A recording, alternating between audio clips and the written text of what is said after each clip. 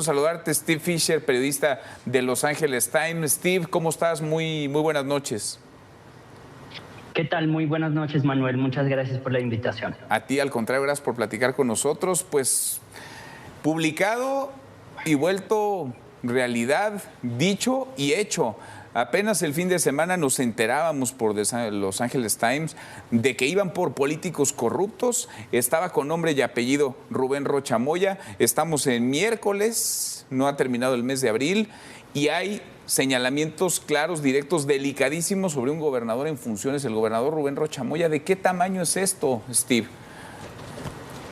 Bueno, como bien había escrito el domingo, esto iba a ser, mis fuentes me comentaron que esto iba a ser una campaña amplia, grande y gran escala, algo que podría ser una escala tan inédito como bien tal vez vimos hoy, ¿no? Entonces sí, justo es una campaña para el embajador de Estados Unidos, Ronald Johnson.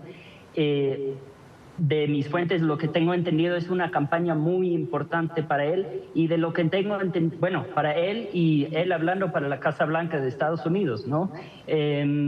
Y apenas va empezando. Yo tengo entendido que esto es el primero de varios en estas semanas y meses que podríamos ver, siguiendo cargas criminales desde el Departamento de Justicia de Estados Unidos en contra de funcionarios en funciones en México. Steve, te saluda Lucy Bravo, buenas noches. También quisiera preguntarte si con respecto a esta investigación que realizaste, las fuentes que consultaste, de alguna manera sabes o tienes información que nos hable de cómo quizás esta famosa lista de políticos que ahora están en la mira del sistema de justicia de Estados Unidos se haya conformado mucho antes de lo que estamos viendo el día de hoy. Estamos hablando de meses o quizás años, y por qué quizás se había mantenido en el congelador, o qué fue lo que cambió en la relación entre México y Estados Unidos para que finalmente pues se presentaran ya las acusaciones formales, porque da la impresión que anteriormente pues la cooperación era suficiente, si bien mantenían esa presión para que el gobierno mexicano tomara acciones contundentes contra el crimen organizado y el narcotráfico. Hoy la señal y el mensaje que se envía es que ya no es suficiente, quieren más. Justo, es un giro importante. Yo diría, por ejemplo, que hay muchos narcotraficantes quienes nombres tal vez reconocieron en Estados Unidos, la población de Estados Unidos, pero esa lista de narcotraficantes, digamos, infamosos o famosos en México es cada vez menos, porque justo el gobierno de México ha colaborado y ha trabajado muy fuerte, se ha notado, como bien dices tú, Lucy, en atacar al crimen organizado en el país, y han mandado muchísima gente a Estados Unidos. Y ya hay cada vez, pues tal vez para Estados Unidos, blancos de alta prioridad. Digo, siempre va a haber blancos de mucha prioridad, pero ya yo creo que es un giro así a presuntos corruptos, y esto va a ser un enfoque muy importante en los meses y años que vienen. Esto no es a corto plazo, de lo que yo tengo entendido del embajador, y hay que recordar, apenas ha llegado, digamos, relativamente, y lanzar una campaña de ese estilo al inicio de su tiempo en México es aún más, tal vez, inédito para un embajador en este país desde Estados Unidos. ¿Hasta dónde, Steve, podría escalar esto? Porque en un país en el que el expresidente López Obrador concentró tal poder y además usó ese poder en beneficio de su proyecto, de su movimiento, de su partido político, ¿hasta dónde puede escalar? Es decir, quizá Rubén Rocha Moya sea la punta del iceberg y esto llegue mucho más arriba, esto llegue a la punta de la pirámide. Pues no puedo comentar, o sea, no sé hasta dónde puede llegar esto. Solo lo que a mí me han dicho es que van a seguir en contra de políticos en funciones en este país. Y creo que esto, lo que salió hoy, las cargas en contra de estos personajes, puede ser una indicación del tamaño de que puede ser esta campaña. ¿Hasta dónde llega? No les podría decir, solo les puedo decir, como les dije, comenté en el artículo en domingo, que eso es a gran escala y eso se ha dado a revelar hoy.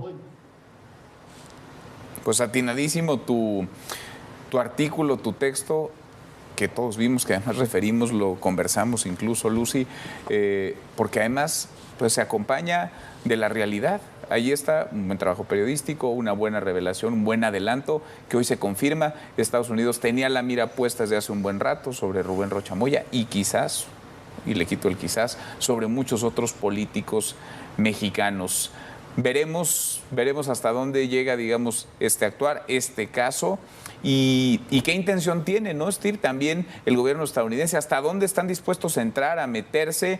Venimos, digamos, ni hemos terminado de salir de esta trama de los agentes de la CIA en operaciones en el estado de Chihuahua. Le aventaron todo el aparato del estado a la gobernadora de oposición y ahora el propio estado parece cobijar, proteger a uno de los suyos, a un gobernador sobre el cual hay señalamientos y acusaciones muy delicadas, muy graves. ¿Hasta dónde te dicen tus fuentes, si es que te lo dicen y nos lo puedes compartir, estaría dispuesto Estados Unidos a entrar cuando los hemos visto en casos como el venezolano, que toman una determinación y actúan con base en esa determinación, sin esperar necesariamente que las instituciones de ese país procesen, en este caso, una solicitud de extradición?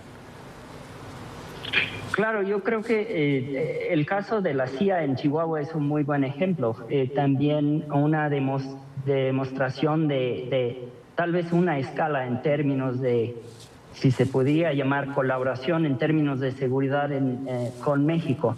Yo sé que desde la administración del presidente Trump en Estados Unidos están exigiendo resultados ayer, los quieren en inmediato, y esa presión sobre autoridades de Estados Unidos trabajando en México es una presión muy constante y como bien dices, Manuel, es una exigencia muy fuerte y esto es tal vez la siguiente escala. Yo sé de mis fuentes en México que es una preocupación para el gobierno actual, viendo el antecedente del operativo en contra del presidente de Venezuela, y teman que podría pasar lo mismo aquí si es que no se colaboran con estos nuevos,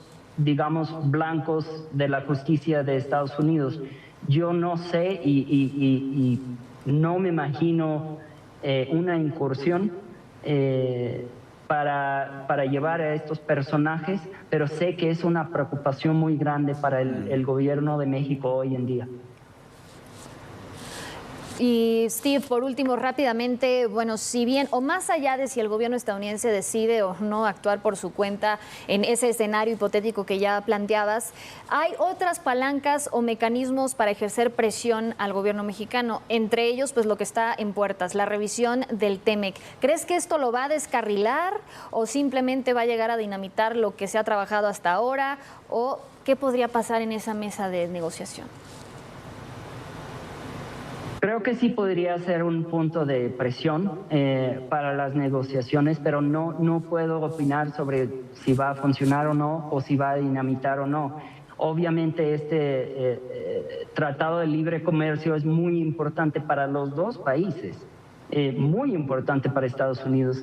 Entonces yo me imagino que buscarán lo más posible seguir como han hecho con las negociaciones. Creo que podría ser contemplado o visto como un punto de presión, pero es importante anotar que mis fuentes me han comentado que esto va más allá de tan solo las negociaciones de TEMEC. sino a largo plazo de meses y años y una presión constante. Creo que va a venir desde el Departamento de Justicia respecto a presuntos corruptos, políticos corruptos en México. Sin duda. Pues lo veremos, Steve, es una trama, es una nota, es una noticia en desarrollo. Veremos el impacto, las consecuencias que esta traiga, pero parece que su radio, digamos, de impacto es amplio, es muy grande y estamos apenas ante el comienzo, el inicio de esto que ya bien adelantabas todo el fin de semana en Los Angeles Times. Gracias, Steve, muchas gracias por platicar con nosotros. Muchas gracias a ustedes. Gracias, muy buenas noches.